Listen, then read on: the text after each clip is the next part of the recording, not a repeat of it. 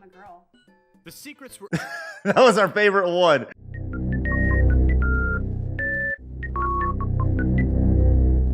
What's going on, guys? My name is Craig. You may recognize me as Stuttering Craig from back in the old ScrewAttack days. And today we're going to do a little fun stuff. We're going to be reacting to an old top 10. Here's the thing.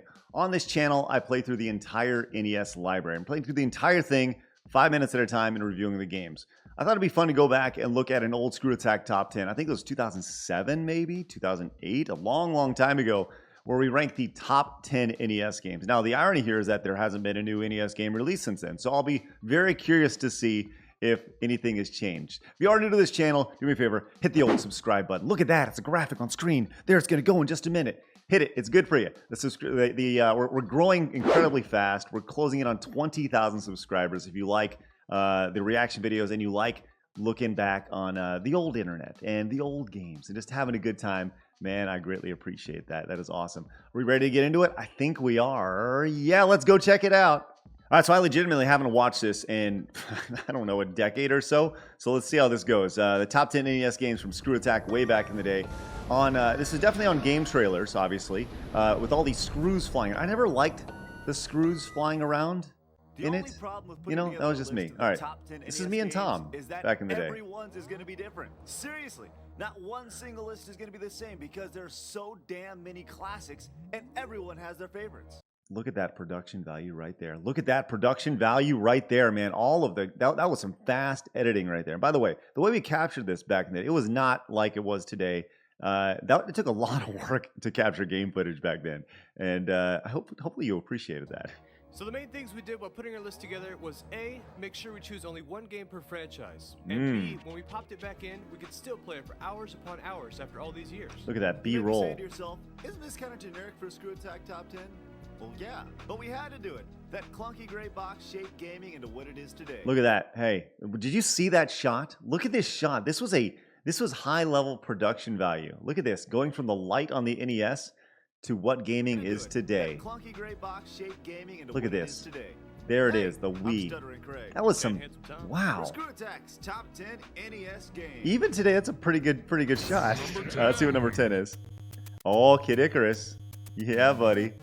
One of the most man. appreciated characters in video games. It's about damn time Pit got some time in the sun. What's going to be interesting about this is to see what the references were from 2007 here. Because I think at the time there were rumors of a Kid Icarus game coming out on the Wii, which obviously I don't think ever happened. So, no, it didn't ever happen. No, there was a Kid Icarus Uprising on the 3DS. That's it. Kid Icarus combined aspects from a lot of your favorite games and brought them into one. Dude, you just rhymed. That's funny. Rhyming equals fail. There you go. Multiple styles Oh, will this make music's gamers great. Stay on their toes while still kicking ass. And what better way to get to the level you want than with a password? Yeah. There you with a go. Password pack. Is that a lowercase L or an I? Well, I would like to point out that those were not real passwords. Those are just scribbled down. So, if you actually look at this, let's see. I think it says Kid Icarus passwords down here. There you go. Codes, Kid Icarus codes. This is what we call a prop, ladies and gentlemen. Lowercase L or an I? I can't even tell. I can't even read my own writing. Damn it. Number 9. Pretty good lip sync right there. Oh man, let's This go is one of Batman. those probably a little different from a lot of people's, but the bottom line is Batman on the NES makes us want to pee our pants with excitement every time we pick up that controller. You know what's funny is, like, I didn't realize how, after we started making these videos, I learned how revered some of these games were, you know, compared to how we thought about them. You know, our thoughts on certain games was a certain way. But it's been neat to see over the last however long that people's, you know, our thoughts on games were very similar to other people's thoughts on games. And some people put Batman in the top 5 of NES games. And we at the time were like, well, this may be where our list is different. This is a curveball here. Multiple weapons, It was not. jumping off walls, and one of the best soundtracks on the NES. Then you throw in top-notch Oh controls. man, and just look at perfect this bad difficulty. boy. Man, Batman was a total package, just like the movie. Oh man, I'm gonna get flagged so hard with copyright footage on this. Oh no, watch out. Oh, we use that all the time. Oh man, Final Fantasy. Okay, here's the thing. Full transparency, I'm not a Final Fantasy guy. And I think we actually addressed this here. We figured that while we could talk about Yes. Final Okay, this Fantasy, is one where we no bring other Brandon person Jones was now of ready to Easy do that. Allies. Go check out Easy Allies if Final you haven't. Fantasy retrospective on Oh man, look at the old game trailers page. GT, Brandon. I think the best thing by far about the original Final Fantasy was the fact that you could pick your characters. You had 6 different classes that you could pick. So, even when you beat the game, you kept thinking, what if I went back and I played with all red mages or all monks? And it had a really good story that was a lot more developed than I think of other Nintendo games at the time. It had a twist at the end, which not a lot of games did. And it was really, really hard. Yeah, what he said. So I remember calling Brandon and being like, "Can you give us like a 30-second blurb on Final Fantasy?" Holding a recorder up to my phone and then just recording there.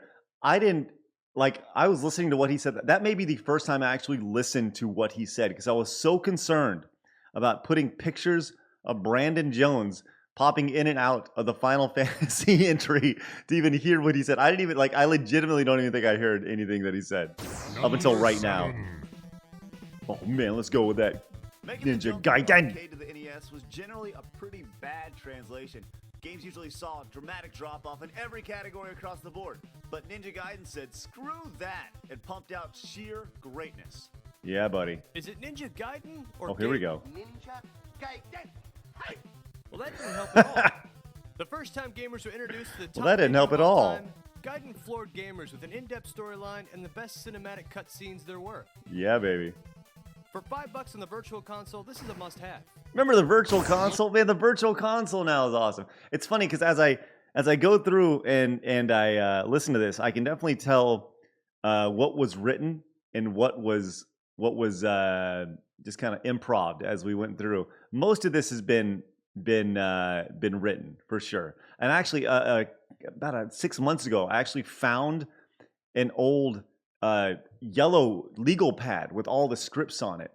Or mini scripts. I think this one was actually on it, which is crazy to think about. Oh man. Number 6. Oh, here we go. Falling blocks are awesome. The You know most when you popular hear puzzle just game the ever, first Tetris few is simple, addictive, and has a rocket bars of a soundtrack. song, and you're just One like, of the there it coolest is. things about Now you know Tetris it. was the appearance of the NES characters after you dominated game mode B. Man, Yeah, Mario looks buddy. pissed.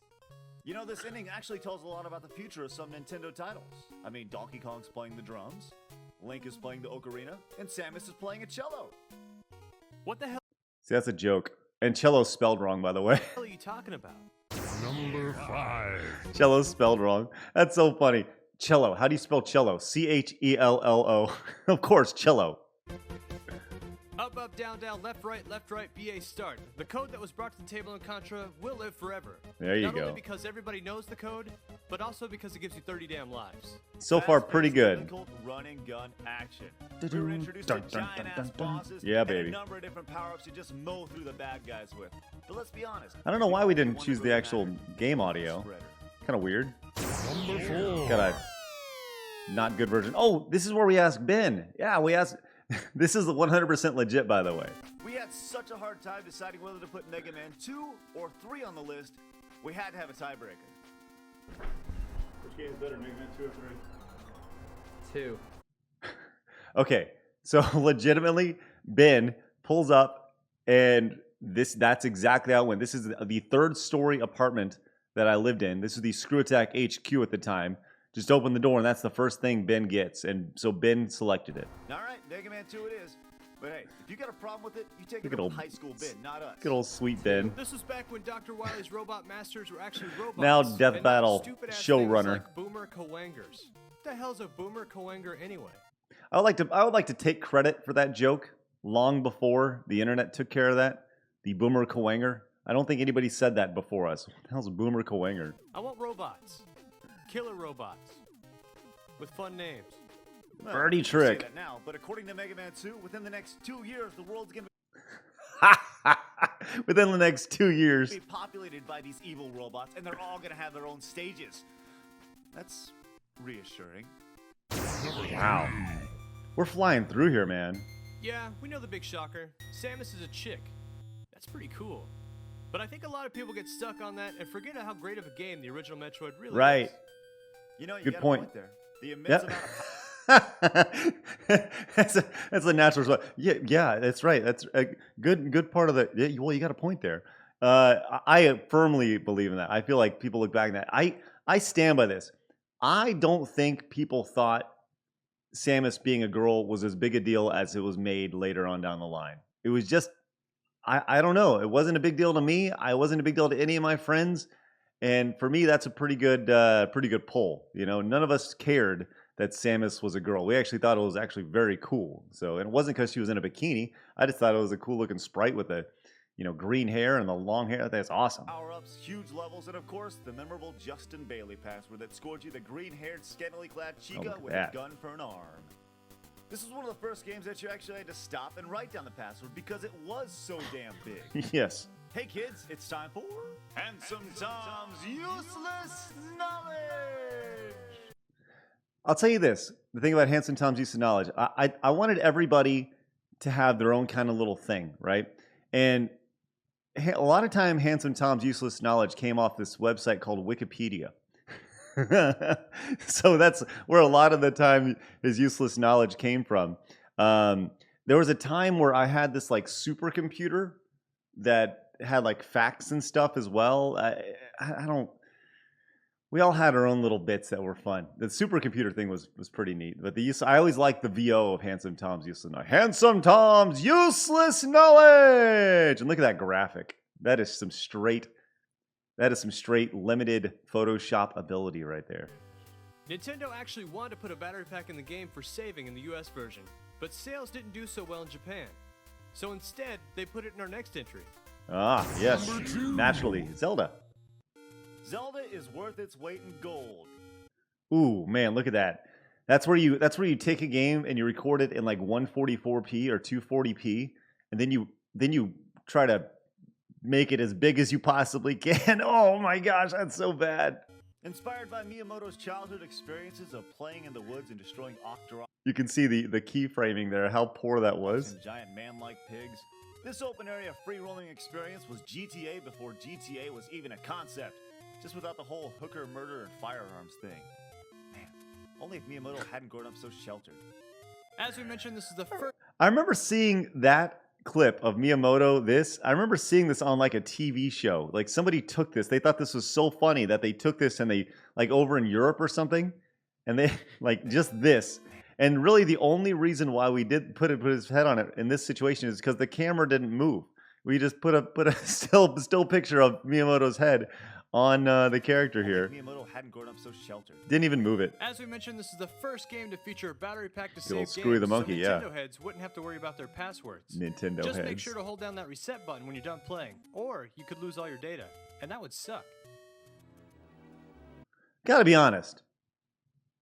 I'm really enjoying going back and enjoying this. If you guys are, once again, do me a favor, hit the subscription button. I'll be doing more of these, and the like button as well. Thumbs up are great for these things. So they're really good. And let me know also in the comments, like what games you would put on your top 10, because comments are great. They help spur everything. And let me know what other top 10s you'd like to see me react to. These are fun to do. Let's recap that 8-bit greatness before we get to number 1. Number 10, Kid Icarus. Number 9, I'm Batman. Number 8, Final Fantasy. I've talked about this before, but we actually put the recaps in the first few top 10s at the end of the top 10s. It didn't make any sense. Metroid. But Guru Larry actually suggested putting in between 2 and 1. That made a lot of sense. So thanks, Larry. Of course. This is what Mario is all about. Now you may be saying to yourself, man, what a predictable choice. But it's not just us who think Mario 3 is the best NES game ever. Oh, I remember this part. Super Mario 3. Okay, we went to a game store in Louisville, Texas, and there was just like people playing card games and Pokemon or whatever, Magic. I don't know what they're doing. And we just asked them. We said, "Will you just say Mario 3 is the best game ever?" And that's it. I think this is a store that Tom went to occasionally. And it was like the local store before there was a GameStop, or maybe there was I don't know, but it was just like the local one. And we always try to go to the local stores, and we just asked them to say Mario 3 is the best game ever. And you can tell that they just didn't have any interest in saying it. It's the best game of all time. Super Mario Brothers 3. Super Mario Brothers 3. Right. Super Mario Brothers 3. Super Mario Brothers 3. Like he had no idea what he was saying, this kid. He's like, and by the way, please don't sue. Well, actually, you can't even sue me anymore because you need to go after AT&T because they own this now, apparently. So you can go after them if any of these guys are mad because we didn't have clearance their likeness to be on these top 10s. Oh, puppy dogs. Super Mario 3, definitely. I'm a girl. The secrets were That was our favorite one. Listen to that, man. How great is this? Oh, Super Mario 3, definitely. I'm a girl. the secret. Like, why did she feel the need to say that? Like, we said, hey, can you just say that you like Mario 3? And she decided to improv the I'm a girl part. Hey, way to set it all back. Way to go. Secrets were everywhere in this game. And who can forget the first time you saw a giant Goomba? There were so many different yeah. problems. Some of them don't even make sense. A bear that turns to stone? Who thinks of this stuff? They've got to be The on drugs. Japanese. And the sucker is packed from beginning to end. We could talk for hours about how great it is, but we suggest you take your happy ass and sit it down in front of your TV and re-experience it for yourself. You'll be thanking good old Stuttering Craig and Handsome Tom when you're done. There you go. Let them know who's doing it at the end. There you go. All right. Man, good times. Good times going back and watching that. That was super fun. I actually, going back and looking at that, I don't think there's that much that's far off about that. I still stand by that 10. There may be a 1 or 2 in there that you may pop in and out, like Battletoads maybe in there or something along those lines. But I think that's a pretty solid top 10, at least for me. And I think that, a lot of those games, they're just considered classics. They'll always be classics. But Mario 3 is not moving from that list ever. If I was really crazy and I wanted to get really make people mad, I'd probably put a game like, I don't know, Battle Kid in there. Battle Kid was a game that was made much later. It was actually made on NES hardware, and was an NES game with a cartridge and stuff that was made later on.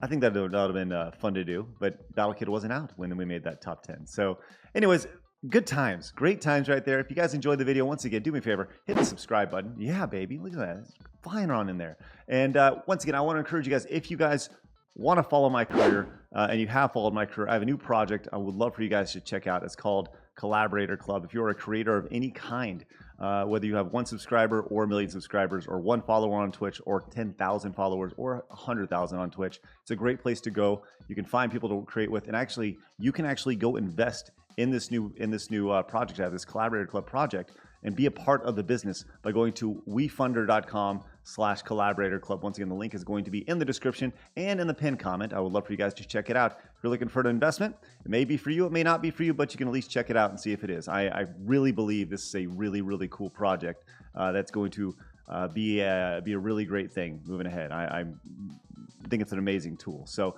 hopefully you guys enjoyed that. I did. I know you guys did too, maybe, if you hit the thumbs up button. So I'll see you guys next time. Bye. I'm good at videos.